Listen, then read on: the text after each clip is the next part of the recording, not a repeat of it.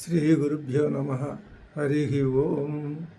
శృతిస్మృతిపురాణానామాలయం కరుణాలయం నమామి భగవత్పాద శంకరం లోకశంకరం. ఓం ఆప్యాయంతు మమాంగాని వాక్ప్రాణశ్చక్షుశ్రోత్రమధోబలమింద్రియాణి చ సర్వాణి సర్వం బ్రహ్మ ఉపనిషదం మాహం బ్రహ్మ నిరాకుర్యాం మామా బ్రహ్మ నిరాకరోతు. అనిరాకరణమస్త్వనిరాకరణం మేస్తు తదాత్మని నిరతే య ఉపనిషత్సు ధర్మాః తే మయి సంతు తే మయి సంతు. ఓం శాంతి శాంతి శాంతి. కేనేషితం పతతి ప్రేషితం మనః కేన ప్రాణః ప్రథమః ప్రైతియుక్తః కేనేషితాం వాచమిమాం వదంతి చక్షుశ్రోత్రం కావు దేవో యునక్తి. శ్రోత్రస్య శ్రోత్రం మనసో మనోయతు వాచోగవాచం సవు ప్రాణస్య ప్రాణః చక్షుషశ్చక్షుః అతిముచ్య ధీరాః ప్రేత్యాస్మాల్లోకాదమృతా భవంతి. న తత్ర చక్షుర్గచ్చతి న వాగ్గచ్చతి నో మనః న విద్మో న విజానీమో యథైతదనుశిష్యాతు. అన్యదేవ తద్విదితాతు అధో అవిదితాతు అధి ఇతి శుశ్రుమ పూర్వేషాం ఏనస్తద్యాచక్షిరే. అసలు నిజానికి ఈశావాస్యోపనిషత్తు స్పష్టంగా చక్కగా తదేజతి తన్నైజతి తద్దూరే తద్వంతికే తదంతరస్య సర్వస్య తదు సర్వస్య అస్య బాహ్యతః సపర్యగాచ్చుక్రమకాయమవ్రణం అస్నావిరం శుద్ధం అపాపవిద్ధం ఇలాగా పరమాత్మని గురించి వర్ణించింది. పరమాత్మని గురించి వర్ణించటము అనే కంటే ఈ సమస్తాన్ని సృష్టి చేసి నడిపిస్తున్నది ఏదో ఒకటి ఉన్నది అని నువ్వు అనుకుంటున్నావో అదే దాన్నే వర్ణించి చెప్తున్నాము అని చెప్పింది. నిజానికి కేనోపనిషత్తు కూడా ఆ విషయాన్ని అలాగే చెప్పాలి. ఎందుకంటే ఉపనిషత్తులన్నీ ఆత్మతత్వాన్ని తెలియజెప్పడానికే వచ్చినాయి అని శంకర భగవత్పాదులు ఎప్పుడో చెప్పారుగా.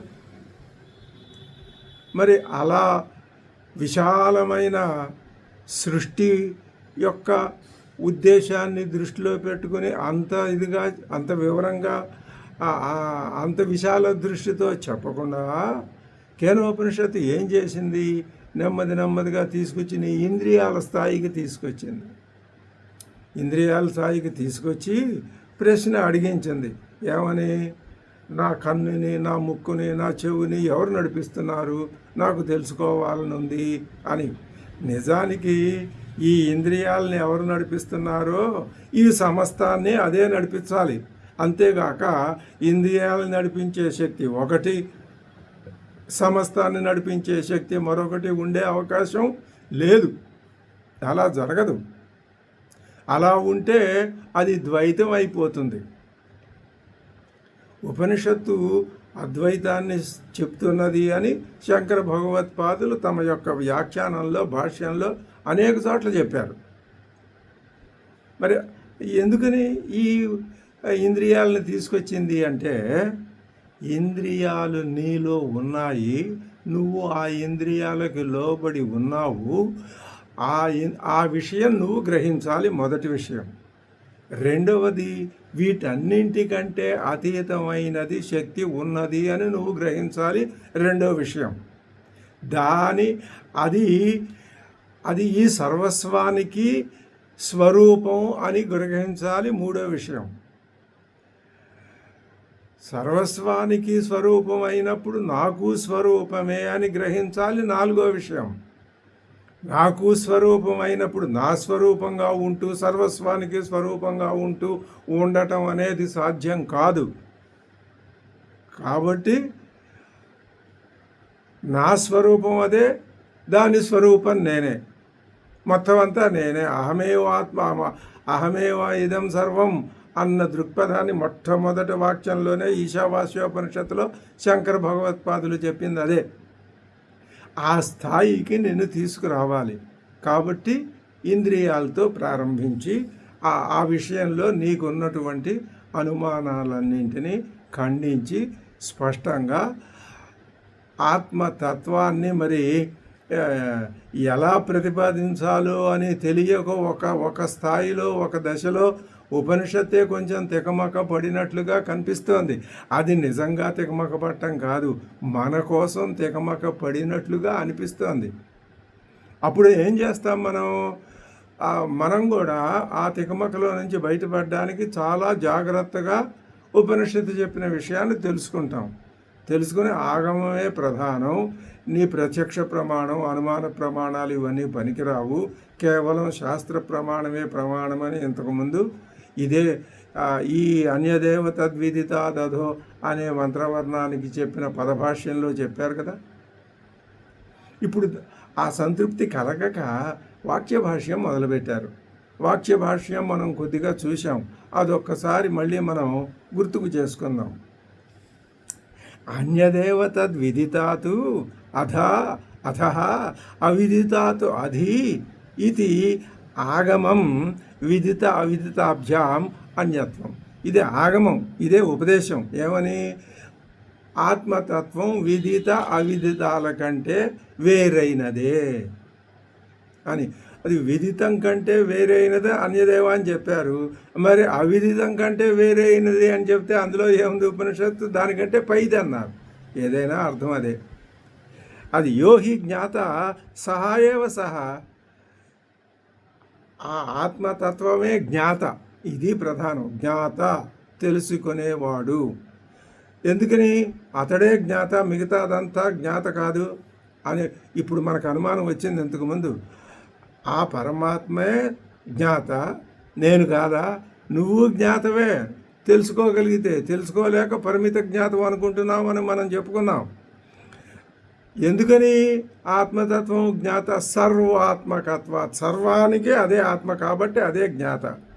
అతః సర్వాత్మన జ్ఞాతు జ్ఞాత్రంతర అభావాతు, సర్వాత్మస్వరూపమైనటువంటి ఆ జ్ఞాతకి వేరొక జ్ఞాత ఎవరు? ఆ జ్ఞాతను తెలుసుకునే జ్ఞాత ఎవరు లేరు కాబట్టి అభావాతు విదితాదు అన్యత్వం, ఇంక తెలిసిన దానికంటే అదే వేరు. అదే దానికే ఒక ప్రమాణం కూడా శృతి ప్రమాణం చూపించారు. స వేత్తి వేద్యం న చతస్యాస్తి వేత్త అని విజ్ఞాతారమరేకేన విజానీయాత్ అని చెప్పారు, ఉదాహరణలు చూపించారు. అపిచ వ్యక్తమేవ విదితం తస్మాత్ అన్యతు ఇది అభిప్రాయ. కాబట్టి ఇది విదితం కంటే అన్యమే అని అభిప్రాయం తెలుస్తుంది. యతు విదితం వ్యక్తం తదు అన్య విషయత్వాతు అల్పం. ఏదైతే వ్యక్తంగా నీకు తెలిసిందో, అది ఎప్పుడైతే నీకు వేద్యం అయిందో, నీకు విషయం అయిందో, అది ఏమవుతుంది? అన్య విషయత్వాతు, అది విషయం అయిపోయింది కాబట్టి అల్పం. నీ జ్ఞానం పరిధిలోకి, నీ అల్పజ్ఞానం పరిధిలోకి వచ్చింది కాబట్టి అది అల్పం. పైగా సవిరోధం, వైరుధ్యంతో కూడి ఉన్నది. తతః అనిత్యం, అందువలన అది నిత్యం కాదు. ఇప్పుడు ఈ లక్షణాలన్నీ ఏలివి లేని నీ జ్ఞానంలోకి వస్తే అది ఏమవుతుంది? అల్పం అవుతుంది, సవిరోధం అవుతుంది, అనిత్యం అవుతుంది. అలా కాకుండా అల్పం కాని, విరోధం లేని, అనిత్యం కాని జ్ఞానం, ఆ జ్ఞానంలో పరిధిలో ఆ జ్ఞానమే, ఇంకా దాని పరిధిలోకి రావటం అంటూ ఏదీ లేదు. ఆ జ్ఞానం అనేది ఒకటి ఉన్నది. అదే అతయేవ అనేకత్వాత్, ఇది ఈ పరిమిత జ్ఞానం అశుద్ధం. అతయేవ తద్విలక్షణం బ్రహ్మ. వేటికంటే అంటే అల్పం, సవిరోధం, అనిత్యం, అశుద్ధం, వీటికంటే వేరైనదే బ్రహ్మ అని స్పష్టంగా చెప్పటం కోసమే అన్యదేవ తద్విదితాత్ అధో అవిదితాత్ అధి అని ఉపనిషత్తు చెప్పింది. ఇంత చక్కగా చెప్తే ఏమంటే మీరేమన్నారు? విదితాత్ అన్యదేవ అన్నారా? అవిదితాత్ పైది అన్నారా? అయితే మేము ఏమంటామంటే అవిదితం. అది మీరు విదితం కాదన్నారు, అవిదితం కాదన్నారు. కాబట్టి అవిదితం, తెలియనిదే అని మేము ఒక నిర్ణయానికి వచ్చామండి. ఏమంటారు భగవత్పాదులు గారు? దీన్ని మీరు కాదంటారా, ఖండిస్తారా? అవునంటారా, ఖండిస్తారా? అంటే అంటే అది అవిదితం కాదు. అయితే విదితమా? చెప్తాం, తొందరపడకండి, వినండి. ఎందుకని అవిదితం కాదంటే విజ్ఞాన అనపేక్షత్వాదు. దానికి విజ్ఞానం యొక్క అపేక్ష లేదు. ఎవరికి? ఆత్మతత్వానికి విజ్ఞానం యొక్క అపేక్ష లేదు. మరి విజ్ఞానం యొక్క అపేక్ష ఎవరికి ఉందండి? మీకుందయ్యా. ఎందుకని? మీది పరిమిత జ్ఞానం. నువ్వు ఒక వస్తువుని తెలుసుకోవాలంటే నీకు విజ్ఞానం కావాలి. అప్పుడు నీకు ఆ వస్తువు విషయం అవుతుంది, అది విదితం అవుతుంది నీకు. నీ ఇంద్రియాలు అంతే, అవి అలాంటివే, అవే స్థాయిలో అలాగ సూటిగానే ఎదురుకుండా ఉన్న వాటినే చూసి చెప్పగలవు, వినిపించగలవు, చేయగలవు, వర్ణించగలవు, ఏదైనా చేయగలవు. విజ్ఞానాపేక్ష నీకున్నది. మరి ఎప్పుడైతే విజ్ఞానాపేక్ష ఉన్నదో విజ్ఞానాపేక్ష లేనిది కూడా ఉంటుంది కదా. కాబట్టి అది అవిదితం కాదు, తెలుసు. ఎలా తెలుసు అంటారు? అదే మాట చెప్తున్నారు. యత్ హి అవిదితం తద్ విజ్ఞానాపేక్షం. ఎప్పుడైతే నువ్వు అవిదితం అనుకుంటావో నువ్వు విజ్ఞానాన్ని కోరుకొని మానవుడు ఏం చేస్తాడు? మానవుడు తెలియని దానికై తెలుసుకోవటానికి ప్రవర్తిస్తూ ఉంటాడు. అవిదిత విజ్ఞానాయ హి లోక ప్రవృత్తికి, తెలియని దాన్ని తెలుసుకోవటం కోసమే లోకం పనిచేస్తూ ఉంటుంది. ఇదంతు విజ్ఞాన అనపేక్షకం. దీనికి అక్కర్లేదు. పరమాత్మ తత్వానికి విజ్ఞానంతో పని లేదు. కస్మాత్, ఎందుకని లేదండి? అది విజ్ఞాన స్వరూపత్వత, అదే విజ్ఞానం అయ్యా. ఇది అద్భుతమైన విషయం. ఈ ఒక్క విషయాన్ని గ్రహించటానికి మన యొక్క ఆలోచన సిద్ధంగా ఉంటే దీన్ని తెలుసుకో. ఎంత మననం చేసి అయినా, ఎన్నిసార్లు చదివైనా సరే, నిధిధ్యాసన చేసైనా సరే, ఈ విషయాన్ని మన సొంతం చేసుకున్నట్లయితే మనం గట్టెక్కిపోతాం. ఎందుకని అవసరం లేదండి దీనికి అంటే విజ్ఞాన స్వరూప. అయితే మేము విజ్ఞాన స్వరూపం కాదా? నువ్వు కాదు, అవును. ఇదేంటి ఇలా రెండు రకాలుగా చెప్తున్నారు? అక్కడ లేదు, మనం చెప్పుకుంటున్నాం. మీరేమన్నారు? పరమాత్మ తత్వానికి విజ్ఞానంతో పని లేదు అన్నారు. ఎందుకని అని అడిగితే ఏమన్నారు? అదే విజ్ఞానం అయ్యా పో అన్నారు. అప్పుడు మేమేం అడుగుతాం? వెంటనే వదిలిపెడతామా? మేము విజ్ఞాన స్వరూపం లేవు కాదా మేము అంటే, నువ్వు అనుకునే విజ్ఞానం వేరు. నీవు కాదు, అవును. కాదు అని దేనికి? నీకు పరిపూర్ణ విజ్ఞానం లేదు. అవును దేనికి? పరిమిత విజ్ఞానం ఉండి నీకు ఎదురుకుండా వేద్యమైన వస్తువుని అవిదితమైన దాన్ని విదితం చేసుకోవటం కోసం నువ్వు నానా తంటాలు పడుతున్నావు. కాబట్టి ఏదో కొంత ఉంది కాబట్టి దాన్ని అవునన్నావు. అవును అనకపోతే నువ్వు బాధపడతావని. నిజానికి కాదు, నీకు ఆ విజ్ఞానం లేదు. కాబట్టి అది అందుకని విజ్ఞాన స్వరూపత్వాత్ నహి యస్య యత్ స్వరూపం తత్ తేన అన్యతః అపేక్షతే. ఏది దేని స్వరూపమో దాన్ని తన స్వరూపాన్ని తాను ఇంకో చోట నుంచి తెచ్చుకోవక్కర్లేదుగా.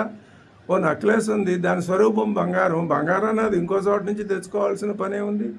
నచ స్వతహా ఏ అపేక్ష లేదండి, దానికే అపేక్ష ఉంది అంట. దానికి స్వతహా, ఎందుకంటే అదే ఆ స్వరూపం అదే కాబట్టి ఇంకా దానికి ఎక్కడి నుంచో తెచ్చుకోవాల్సిన అవసరం లేదు. తనకి కావాలనే అపేక్ష కూడా అంతకంటే లేదు. అనపేక్షం ఏవ సిద్ధత్వాత్, అది అనపేక్షమే అయింది కాబట్టి. ప్రదీప స్వరూపాభివ్యక్తౌ న ప్రకాశాంతరం అన్యతః అపేక్ష స్వతోవా. ప్రదీపం తనని తాను ప్రకాశింపు చేయడానికి వేరొక దీపాన్ని తీసుకురండి అనక్కర్లేదు. స్వతోవా అంటే తనంత తానే సిద్ధించింది కాబట్టి నాకు అవసరం ఉంది, నాకు దీపం, నా అవసరానికి నాకు దీపం కావాలి అని అది అందరు. స్వతహా లేదు, ఇతర పైనుంచి తెచ్చుకోవాల్సిన అవసరం కూడా లేదు. సిద్ధం. ప్రకాశాత్మకత్వాత్ ప్రదీపస్య అపేక్షిత అపి అనర్థకస్యాత్. ఒకవేళ ప్రకాశాన్ని చూపించడం కోసం చెప్పాలన్నా అది అనర్థకమే, అర్ధరహితమే. ప్రకాశ విశేషాత. దీని ప్రకాశం ఏదో ఆ వచ్చిన దాని ప్రకాశం అదే కదా. కాబట్టి ప్రకాశంలో విశేషం ఏది లేదు. కాబట్టి నహి ప్రదీపస్య స్వరూపాభివ్యక్తౌ ప్రదీప ప్రకాశ అర్థం. ప్రదీపాన్ని చూపించటానికి, స్వరూపాన్ని చూపించటానికి, దాని స్వరూపాన్ని చూపించటానికి, దాన్ని చూపించడానికి అవసరం లేదు, దాని స్వరూపాన్ని చూపించడానికి కూడా అవసరం లేదు. అవసరం ఉంది అంటే అది అర్థవంతమైన మాట కాదు. నచ ఏవం ఆత్మన అన్యత్ర విజ్ఞానం అస్తి ఏన స్వరూప విజ్ఞాన అపేక్షత. కాబట్టి ఆత్మ విజ్ఞానం కంటే వేరైన విజ్ఞానం ఏదీ లేదు. అది కూడా తన స్వరూపం కంటే అనపేక్షమైనటువంటి విజ్ఞానం మరి ఏదీ లేదు. ఆత్మజ్ఞానమే జ్ఞానము అని మేము స్పష్టంగా చెప్పాం కదా. ఏమని అడిగావు నువ్వు? అవిదితం అని. మేము అవిదితం కింద లెక్కేసుకుంటామండి అని అడిగితే దానికి సరైన జవాబు ఇప్పుడు చెప్పారు. అయినా సరే మరొక పూర్వపక్షం. ఇట్లా పూర్వపక్షాల వల్ల ఏమవుతుంది అంటే మనలో వచ్చే అనుమానాలన్నీ పూర్తిగా నివారింపబడిపోతాయి. ఏమంటున్నాడు ఈసారి? విరోధ ఇది చేతు. వైరుధ్యం అండి. ఏం వైరుధ్యం? విదిత అవిదిత రెండు మాటలకు వైరుధ్యం లేదా అండి? ఓహో, అదే అని అనుమానం. అది కూడా లేదు, అది కుదరదు. ఎందుకంటే అన్యత్వాత్.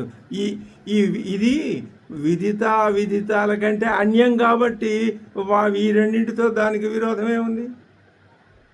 అన్యత్వాత్ విరోధం లేదు. ఏది అన్యత్వం అంటే ఆత్మ లక్షణం విలక్షణమైంది కాబట్టి. ఇప్పుడు దీనికే సరే, మీరు రెండు పూర్వపక్షాలు మేము అడిగాం, రెండింటిని చాలా తేలిగ్గా మీరు తీసి పారేశారండి భగవత్పాదులు గారు. ఈసారి కొంచెం మిమ్మల్ని మేము గడ్డుగానే బాగా జటిలంగానే అడుగుతామండి.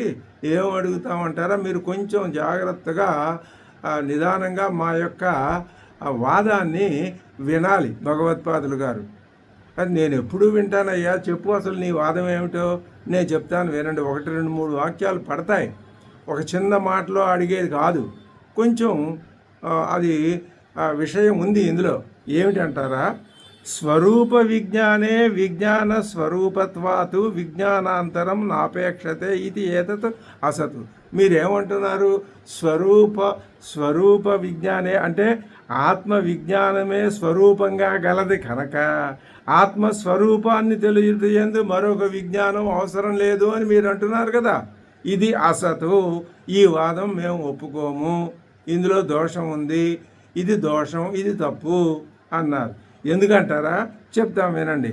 ఎందుకంటే ఆత్మ విషయంలో విపరీత జ్ఞానం అనుభవంలో ఉందిగా మాకు.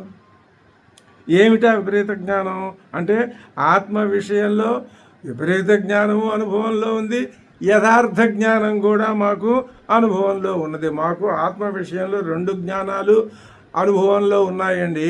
ఏ 2 జ్ఞానాలు ఉన్నాయ్యా? విపరీత జ్ఞానము అనుభవంలో ఉంది, యథార్థ జ్ఞానము అనుభవంలో ఉంది. అదే విజ్ఞాన స్వరూపం. దృశ్యతే హి విపరీత జ్ఞానం ఆత్మని సమ్యక్ జ్ఞానం చ.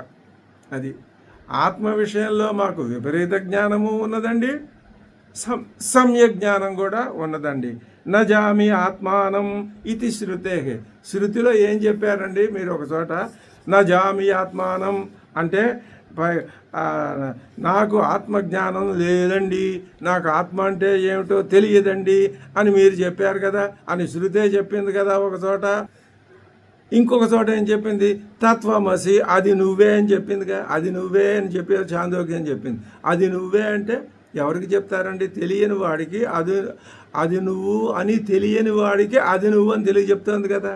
కాబట్టి మాలో ఆ విపరీత జ్ఞానం ఉంది కాబట్టి దాన్ని పోగొట్టడానికే మీరు ఈ విధమైనటువంటి ఉపదేశ వాక్యాలు చెప్పారు.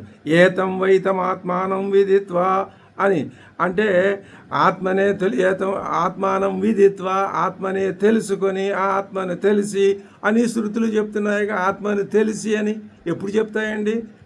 తెలియనప్పుడు తెలుసుకుంటే తెలిసి అని అప్పుడు చెప్తారు తప్ప తెలియని విపరీత జ్ఞానము మాకుంది కదా.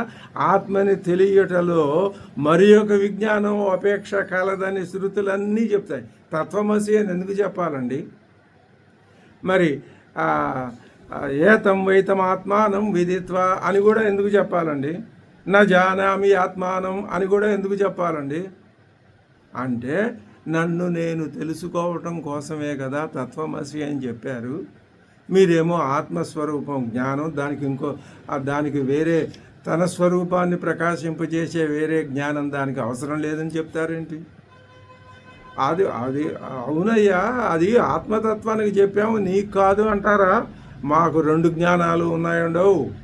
విపరీత జ్ఞానము ఉంది, సమ్యక్ జ్ఞానము ఉంది. సమ్యక్ జ్ఞానం ఉంది మాకు. మరి సమ్యక్ జ్ఞానం ఉండంగా కూడా మీరు ఎందుకు చెప్పారు? శృతులు ఎందుకు చెప్పినాయి? కాబట్టి ఆత్మతత్వానికి దాని స్వరూపాన్ని ప్రకాశింపజేసేటటువంటి వేరొక జ్ఞానం అవసరం అని మేమంటాం.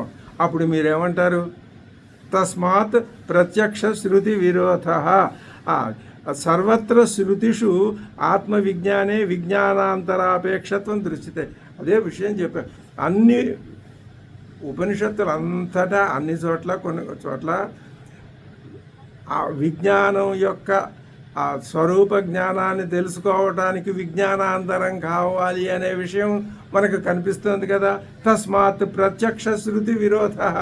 మీరేమో అక్కడ ఆ మాట చెబుతారు, ఇక్కడేమో స్వరూప జ్ఞానం తెలుసుకోవటానికి వేరొక జ్ఞానం అవసరం లేదని మీరు చెప్తారు. ఇది విరోధం కదండి, ఇది కదండి వైరుధ్యం.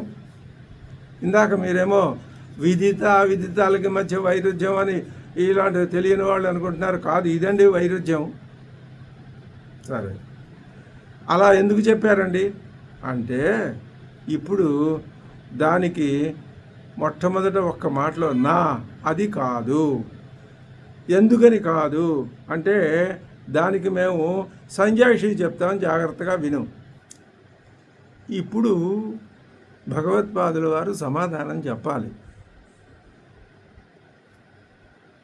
మళ్ళీ ఒకసారి మనం ఆ పూర్వపక్షం యొక్క స్వరూపం ఏమిటో ఒక్క ముక్కలో తెలుసుకుంటే, దేన్ని ప్రశ్నిస్తున్నాడు పూర్వపక్షి? మీరు ఆత్మజ్ఞానం అంటే ఆత్మ అంటే జ్ఞాన స్వరూపమే, దానికి వేరే జ్ఞానం అక్కర్లేదు అన్నారు కదా. అలా కాదు, వేరే జ్ఞానం అవసరమని ఉపదేశాలు ఉన్నాయని ఉదాహరణలు చూపించాడు కదా. ఆ ప్రశ్నకి ఇప్పుడు జవాబు చెప్పాలి. రైటే, నువ్వు చెప్పింది కరెక్టే, కానీ మేము ఒక విషయం నీకు చెప్తాము, కొంచెం జాగ్రత్తగా విను అంటున్నారు భగవత్పాదులు. ఏమంటున్నారు? మొట్టమొదట ఒక మాటని కరెక్ట్గా ఉన్నదాన్ని ఉన్నట్టుగా చెప్పేస్తారు. చెప్పేసి దాన్ని క్రమక్రమంగా ఒక్కొక్క పాయింట్ దాన్ని వివరించుకుంటూ వెడితే ఆ చెప్పిన దాన్ని సమర్థించినట్లు అవుతుంది. అలా కాకుండా ముందే ఒక్కొక్క పాయింట్ సమర్థించుకుంటూ వెళ్ళి ఆఖరిలో చెబితే కొంచెం అనుమాన స్థితి కానీ సందేహం కానీ ఏర్పడవచ్చు. అందుకని ముందు ఏం చేసేస్తారు, ఆయన శైలి ఎలాంటిది అంటే చూడండి, అన్యహి సహ ఆత్మ, సహ ఆత్మ, ఆ ఆత్మ అన్యహ వేరైనదే. దేనికంటే? నువ్వు అనుకునే ప్రతిదానికంటే, అవిదితాల కంటే, నువ్వు అనుకున్న నీ యొక్క జ్ఞానం కంటే, నీలో ఉందనుకున్న విపరీత జ్ఞానం కంటే అన్యదేవహి, అది వేరైనదే. ఎలా వేరో చెప్పమంటావా? ఇప్పుడు మేము ఒక్కొక్క ముక్క చెప్తాం, జాగ్రత్తగా విను. ఏం చెప్తారండి అంటే, బుద్ధ్యాది కార్యకరణ సంఘాతాభిమాన సంతాన విచ్ఛేద లక్షణ. అది అంటే బుద్ధ్యాది కార్యకరణ సంఘాత. కార్యం దేహం, కరణాలు ఇంద్రియాలు, దేహము ఇంద్రియాలు బుద్ధి మనస్సు, ఈ మొదలైన సంఘాతం ఉందే. ఈ సంఘాతంలో జీవుడు అనాది జన్మ పరంపరల నుంచి అభిమానం కలిగి ఉన్నాడయ్యా. మరి అది అతని స్వరూపం ఎలా అవుతుంది? కాదు. కాబట్టి అన్యోహి సహ ఆత్మ నువ్వు నీ స్వరూపం అదే, కానీ నువ్వు దాన్ని తెలుసుకోవటానికి అనుకూలమైన పరిస్థితులు నీకు లేవు. నువ్వు ఎందుకని లేవు? నువ్వు అనాది బుద్ధ్యాది కార్యకరణ సంఘాతాల మీద, ఈ శరీరం, ఈ ఇంద్రియాలు, ఈ సంఘాతం, వీటి మీద నువ్వు ఏం చేస్తున్నావు? అభిమానం, సంతానం, సంతతంగా ప్రతి జన్మలో కంటిన్యూస్గా అభిమానం, తర్వాత అవిచ్ఛేద లక్షణం, సంతానం అది కంటిన్యూస్గా రావటం వలన విచ్ఛేదం అనే లక్షణం, అంటే నీకు నువ్వు పరిచ్ఛిన్నం అయిపోయే లక్షణం ఒకటి నీలో ప్రవేశించింది.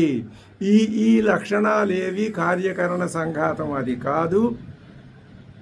అభిమానం లేదు, నిర్వికారం, నిర్విశేషం అది.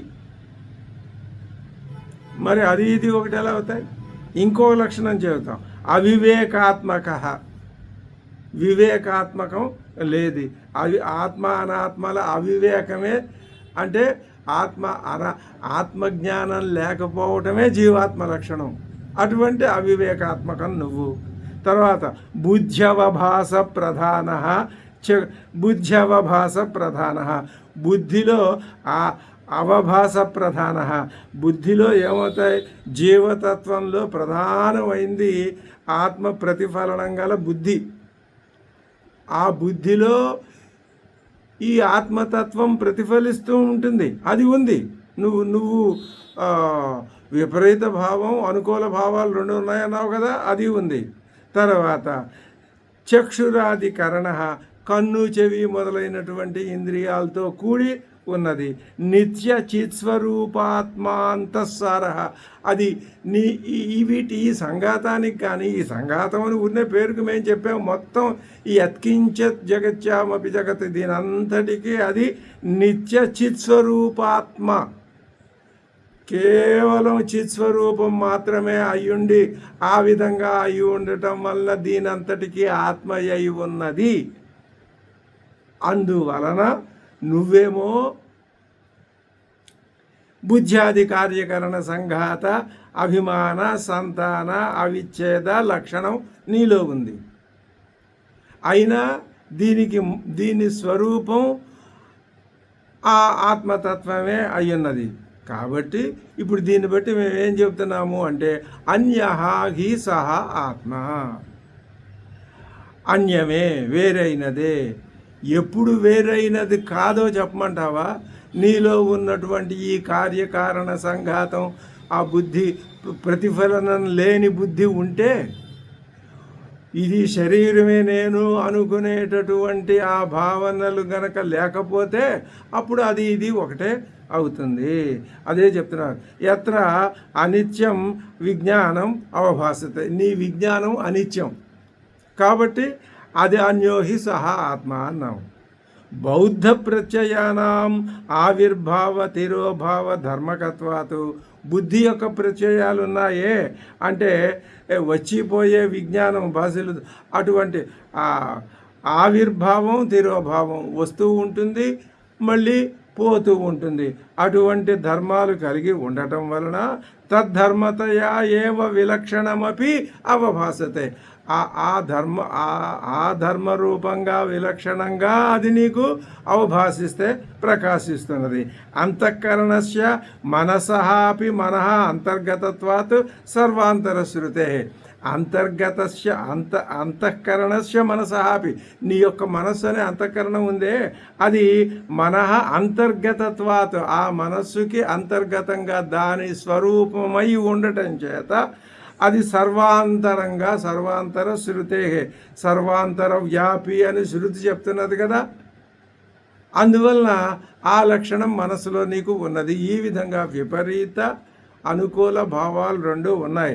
అంతర్గతేన నిత్య విజ్ఞాన స్వరూపేణ ఆకాశవద్ అప్రచలితాత్మన, నీ యొక్క స్వరూపం ఆత్మజ్ఞానమే అయ్యున్నది కాబట్టి అది ఆకాశం వలె అప్రచలితం, అంటే ఏమాత్రం కదలిక లేని స్థిరమైన నిశ్చలమైనటువంటి తత్వం అయ్యున్నది.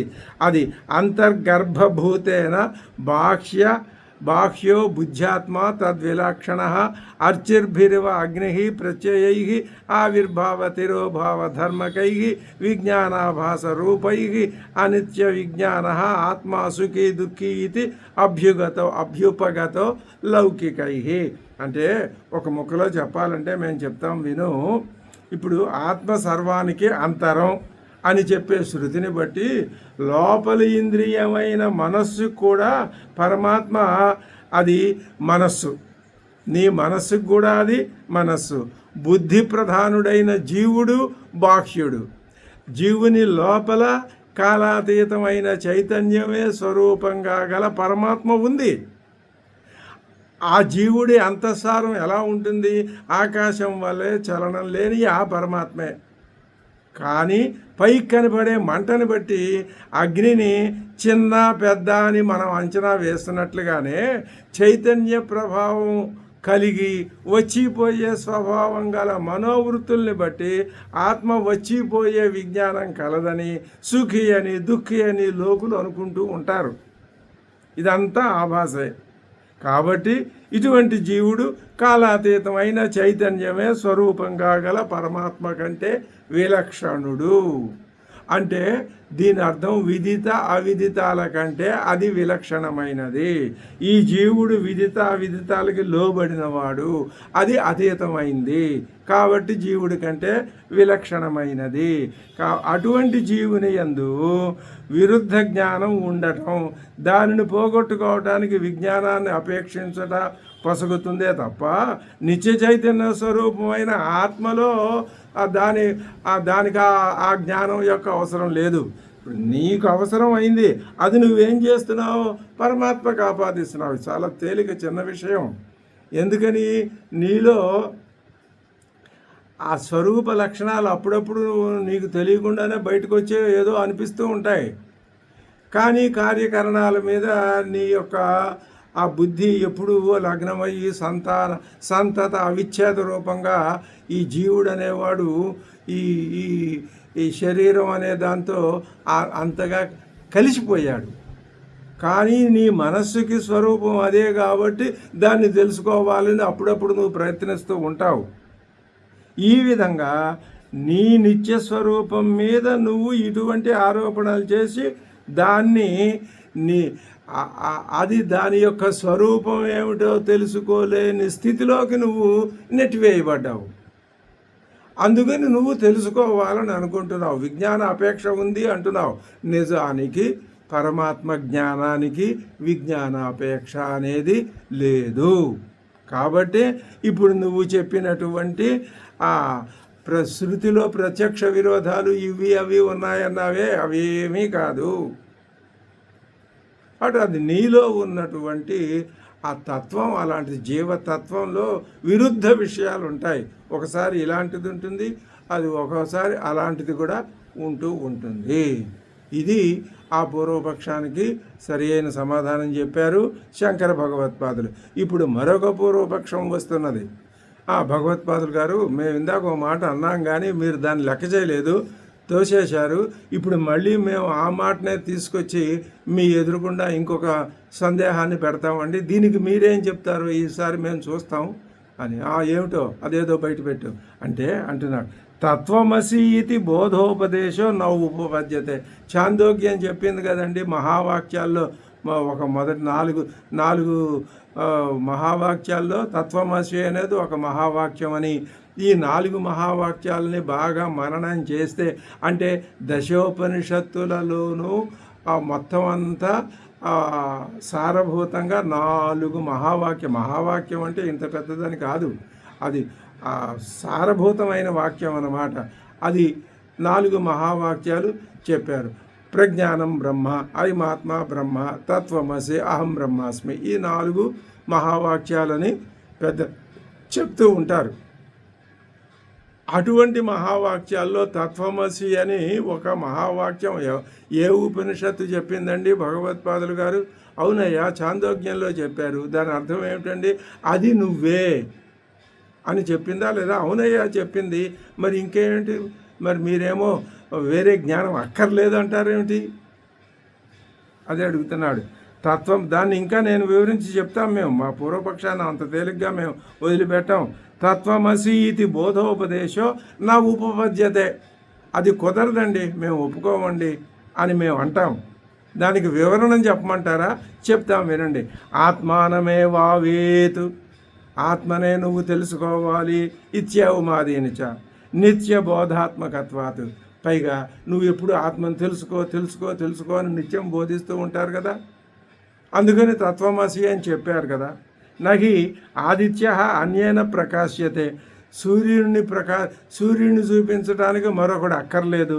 అత తదర్థబోధోపదేశ అనర్థక, కాబట్టి సూర్యుడిని తెలియజెప్పేటటువంటి ఏదైనా ఉపదేశం, సూర్యుడిని తెలియజెప్పడానికి చూపించడానికి ఇంకొక వెలుగు కావాలనే మాట ఏదైతే ఉందో అది అనర్థక, అది వ్యర్థం, దానివల్ల ప్రయోజనం లేదు అని అంటారు. అంటే ఈ పూర్వపక్షాన్ని మనం కొంచెం తేలిగ్గా జాగ్రత్తగా చూసినట్లయితే ఇందులో ఏమంటాడు? తత్వమసి అని చెప్పారండి, ఆ జ్ఞానాన్ని తత్వమసి అనే జ్ఞానాన్ని ఉపదేశించడం అది సబబు కాదంటున్నాం. ఎందుకని? ఆత్మ కాలాతీతమైన జ్ఞానమే స్వరూపంగా కలది కనుక తననే తెలుసుకుంటుంది. ఆత్మానమే వావేత్ ఇత్యాది శృతులు కూడా అసంగతాలు అయిపోతాయి. ఎప్పుడు ఆత్మయే ఆత్మకాలాతీతమకు జ్ఞానమే స్వరూపముగా కలది అనే మాట అది ఎప్పుడవుతుంది? ఈ అదే కనుక నిజమైతే ఆత్మానమేవ ఆవేత్ అనే శృతి ఉపదేశం ఎందుకండి? ఇది అసంగతం కదా. అలా ఎందుకంటారా? సూర్యుడు మరొక వెలుగు చేత ప్రకాశింపచేయబడ్డాడు కదా, కాబట్టి ఆత్మజ్ఞానం కొరకై జ్ఞానాన్ని ఉపదేశించటం వ్యర్థం అని మేము అంటాం. అప్పుడు దానికి మీరేం జవాబు చెప్తారు అంటే, దానికి నువ్వు చెప్పింది తప్పు, అది ఒప్పుకోవటానికి వీల్లేనిది, ఎలాగా అంటారా? చెప్తాం, విను. లోక అధ్యారోప అపోహ అర్ధత్వాత్ అంటే ఎందుకని అది మేము కుదరదంటున్నాము అంటే, ఆత్మోపదేశము మానవుని అధ్యారోపమును పోగొట్టుటకై ఉద్దేశించబడింది, అంతే తప్ప పరమాత్మ జ్ఞానాన్ని బోధించటానికి, అది ఆ జ్ఞానస్వరూపాన్ని చూపించటానికి మరొక జ్ఞానం అవసరం లేదనే మాట. కానీ అది ఎందుకు చెప్పారు అవి అంటే, నీలో ఒక అజ్ఞానం ఉంది. ఏమిటి అజ్ఞానం? నువ్వు అధ్యారోపణ చేసి కూర్చున్నావు. ఏం అధ్యారోపణ చేసుకున్నావు? పరమాత్మలో ఇవన్నీ ఉన్నాయి అని నువ్వు అధ్యారోపణ చేసుకున్నావు. నీ అధ్యారోపాన్ని పోగొట్టాలి, నిజంగా పరమాత్మలో లేవు. అది అక్కడ విశేషం, అంతకంటే పెద్ద ఇదేం కాదు. లోక అధ్యారోప అపోహ అర్ధత్వాత్, అపోహ అర్ధత్వాత్, దాన్ని పోగొట్టడం కోసమే. సర్వాత్మని నిత్య విజ్ఞానే బుద్ధ్యాద్యనిత్య ధర్మా లోకై అధ్యారోపిత. సర్వానికి ఆత్మ అయినటువంటి నిత్య విజ్ఞాన స్వరూపమైన ప్రజ్ఞానంలో ఈ లోకులు ఏం చేస్తున్నారు? బుద్ధి మొదలైన అనిత్య ధర్మాల్ని ఆరోపించి ఇదంతా అదే, ఆ పరమాత్మ ఇలా ఉంది అని లేనిపోని ఆ ధర్మాలు, లేని ధర్మాల్ని పరమాత్మలో ఆరోపించుకుంటున్నారు లోకులు. అధ్యారోపిత, ఎందువల్ల? ఆత్మ అవివేకత, ఆత్మ అంటే ఏమిటో తెలియక. తద్ అపోహార్థ, ఆ అపోహని దాన్ని పోగొట్టడం కోసమే బోధోపదేశ, తత్వమసి అని చెప్పారు. కానీ ఆ తత్వమసి అన్నది అదేది పరమాత్మ యొక్క జ్ఞానాన్ని చూపించడానికి మరొక జ్ఞానం కావాలని చెప్పే అర్థం కాదది. ఇంకొక విషయం కూడా చెప్తాం. నీళ్ళల్లో అగ్ని కారణంగా వేడి కలిగిందా లేదా?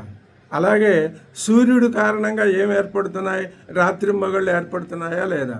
అలాగే ఆత్మస్వరూపంలో అనాత్మ కారణంగా జ్ఞానాజ్ఞానాలు ఉండటం మరి అది తప్పదిగా, యుక్తియుక్తమే, కరెక్టే. అగ్నిలో వేడి, సూర్యుడిలో ప్రకాశం, అవి నిత్యంగా ఉంటాయి.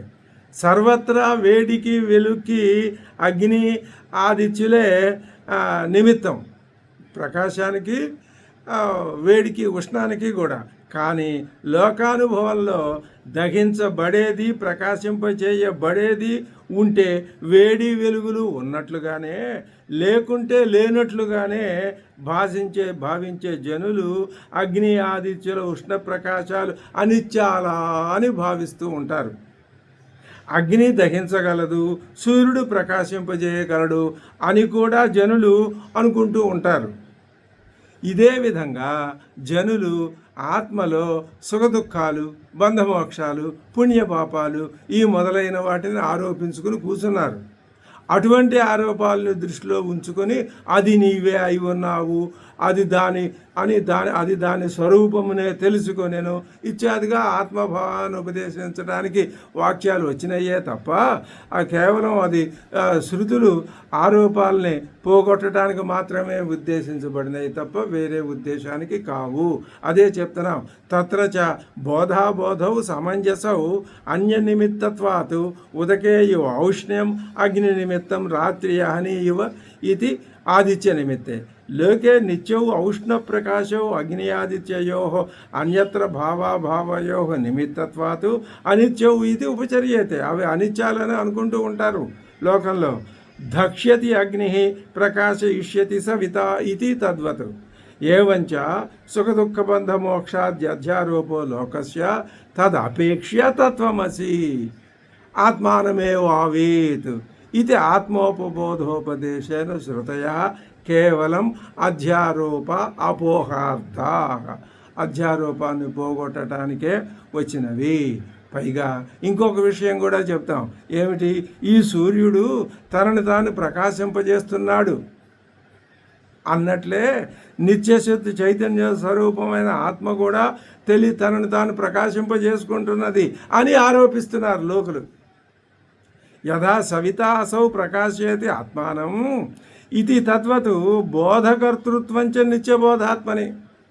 సూర్యుడు ఏ విధంగా తనని తాను ప్రకాశింపజేసుకుంటున్నాడో ఆత్మ కూడా తనని తాను ప్రకాశింపజేసుకుంటున్నది అని లోకులు అంటూ ఉంటారు. కాబట్టి ఆత్మ తెలియబడని దానికంటే విలక్షణమైంది అని మేము చెప్పడం దాంట్లో అర్థం. అది అంటే మరి ఒకటి అని అర్థం. లేదా ఏదైతే దేనిపైన ఉంటుందో అది భిన్నం కాదో పైన ఉండటం అసంభవం అనే సామర్థ్యం ఉండదు అక్కడ. కాబట్టి ఆ సామర్థ్యాన్ని బట్టి దానికంటే విలక్షణం అని మేము అర్థం చెప్పాం. ఉదాహరణకి రాజు ఏం చేస్తాడు? సేవకులు, అమాత్యులు మొదలగు వారికి అది అంటే ఆయన వాళ్ళందరికీ పైన ఉంటాడు అని ప్రయోగం ఉంది లోకంలో. అవ్యక్తం లేక మాయాశక్తియే అవిదితం. ఆత్మ దానికంటే పైన విలక్షణం అని అర్థం. అంతకుముందు అక్కడ పదభాషల్లో చెప్పారు వ్యాకృతం అవ్యాకృతం. వ్యాకృతం అయితే ఇది మీకు విదితం, అవ్యాకృతం అంటే అది మాయాశక్తి. ఆ మాయాశక్తి ఎవరికి లోబడి ఉంది అంటే పరమాత్మకి, జ్ఞానానికి లోబడి ఉంది అని చెప్పారు. విదితం అంటే వ్యక్తం అంటే కార్యం, అవిదితం అంటే అవ్యక్తం అంటే కారణం అని స్వీకరించబడును. ఇక్కడ స్పష్టంగా చెప్పేస్తున్నారు. విదితం అవిదితంచ వ్యక్తావ్యక్తే కార్యకారణత్వేన వికల్పితే. విదితం అంటే అది వ్యక్తం కాబట్టి వ్యక్తం ఎప్పుడూ కార్యం. అవిదితం అది అవ్యక్తం కాబట్టి కారణం. చైతన్య స్వరూపమైన బ్రహ్మ వాటికంటే విలక్షణం. ఈ విదిత అవిదితాల కంటే బ్రహ్మ విలక్షణమైంది. కాబట్టి బ్రహ్మలో గుణ క్రియాది విశేషాలు ఏమీ లేవు అని మొత్తం ఈ వాక్యానికి అర్థం. ఏ వాక్యానికి అర్థం? అన్యదేవతద్విదితాత్ అధో అవిదితాదది అనే వాక్యానికి అర్థం చెప్పమంటావా? ఇప్పుడు సర్వ విశేష ప్రత్యస్తమితం ఇత్యర్థ. ఏ విశేషాలు లేనిది అని దాని అర్థం. నువ్వు అలా అర్థం చేసుకోవాలి. అందుకనే పరమాత్మ తానే అయి ఉన్నాడు గనక పరమాత్మను విడిచిపెట్టుట కానీ పట్టుకొనుట కానీ హేయ ఉపాధేయ లేవు అని చెప్పాం. లేదా విడిచిపెట్టబడును, లేదా పట్టుకొనబడును. లేదైనా అది తనను తానే పట్టుకొనుట కానీ విడిచిపెట్టుట కానీ సంభవం కాదు. ఏది దాన్ని తాను విడిచిపెట్టదు, తను తాను పట్టుకోవటం కూడా అది జరిగేది కాదు. అది హేయోపాధేయాల గురించి మరొకసారి సమీక్ష చేస్తున్నారు. ఆత్మాచ బ్రహ్మ సర్వాంతరాత్మత్వాతు, ఆత్మయే బ్రహ్మ. ఎందుకని? ఈ సర్వస్వానికి స్వరూపం, ఆత్మస్వరూపం, అధిష్టానం కాబట్టి. అతః అన్యస్యాపి నహేయం ఉపాదేయం వా అన్య. అది కాబట్టి ఈ ఆత్మ ఇంద్రియాలకే విషయం కాదు, విడిచిపెట్టబడేది అంతకంటే కూడా కాదు అని ఈ విధంగా చెప్పి ఇంకొక వాక్యం ఉంది. ఇతి శుశ్రుమ పూర్వేషాం అనే మాట కూడా అర్థం చెప్తున్నారు శంకర భగవత్పాదులు. ఈ విధంగా మేము పూర్వుల యొక్క వచనాన్ని మేము విన్నాము అనే వాక్యాన్ని బట్టి ఇది పరంపరాప్రాప్తమైన ఉపదేశమే అని తెలుస్తోంది అని వాళ్ళు వ్యాఖ్యానించారు అంటాన్ని బట్టి ఇది ఉపనిషద్ ఋషులు స్వయంగా కల్పించింది కాదు. ఆత్మతత్వాన్ని తర్కంతో తెలియలేరు, అది అలా చేయటం సాధ్యం కాదు అని ప్రతిషేధించటం కోసం అలా చెప్పారు. ఎవరైతే మాకు ఆ బ్రహ్మని బోధించారో వాళ్ళు బ్రహ్మని ప్రతిపాదించే నిత్యమగు వేదాన్నే వివరించి చెప్పారు. అంతేగాని వాళ్ళు తమ బుద్ధి ప్రభావంతో తర్కించి చెప్పింది కాదు. ఇతి శుశ్రమ పూర్వేషాం ఇచ్చి ఆగమోపదేశ వ్యాచక్షిరే ఇది అస్వాతంత్ర్యం తర్క ప్రతిషేధార్థం. ఏన పాతతు బ్రహ్మ ఉక్తవతః తే నిత్యం ఏవ ఆగమం బ్రహ్మ ప్రతిపాదకం వ్యాఖ్యాతవంతో న పునః స్వబుద్ధి ప్రభవేణ తర్కేణ ఉక్తవంతః ఇది ఆగమ పారంపర్యా విచ్ఛేదం దర్శయతి విద్యాస్తుతయే. తర్కస్తు అనవస్థితో భ్రాంతః అపి భవతి ఇది. దీన్ని బట్టి తర్కం కూడా ఆత్మ విద్య యొక్క మహిమని కేవల తర్కంతో వస్తు నిర్ధారణం చేయటం సంభవం కాదు. ఈ విధంగా ఆగమం ద్వారా మేము విదిత అవిదితముల కంటే అతీతమైనది బ్రహ్మ పదార్థము, ఆత్మతత్వము అని వాక్య భాష్యం ద్వారా కూడా మళ్ళీ పదభాష్యంతో చెప్పిన విషయాన్ని పునః స్థాపించి నిర్ణయించారు శంకర భగవత్పాదులు. ఈ విధంగా మనం నత్ర చక్షుర్గచ్చతి న వాగ్గచ్చతి నో మనో న విద్మో న విజానీమో యథైతదనుశిష్యాత్ అన్యదేవ తద్విదితాదధో అవిదితాదధి ఇది శుశ్రుమ పూర్వేషాం ఏనస్తద్వ్యాచక్షిరే అనే ఈ మంత్రవర్ణాలకి పదభాష్యం వాక్యభాష్యం కూడా చూశాము. యద్వాచానభ్యుదితం ఏన వాగభ్యుజ్యతే తదేవ బ్రహ్మత్వం విద్ధి నేదం యదిదముపాసతే. ఇప్పటికీ బ్రహ్మ పదార్థాన్ని, ఆత్మతత్వాన్ని గురించి ఆగమోక్తంగా శాస్త్రోక్తంగా చెప్పి మరొక భంగ్యంతరంగా తర్వాత ఆ తత్వాన్ని నిరూపిస్తున్నారు. ఆ విషయం ఎలా ఉంటుందో తర్వాత మనం తెలుసుకుందాం.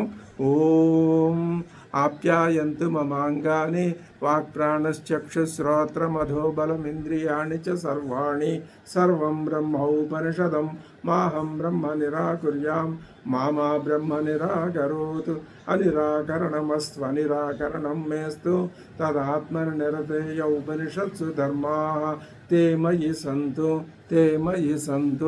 ओम शांति शांति शांति।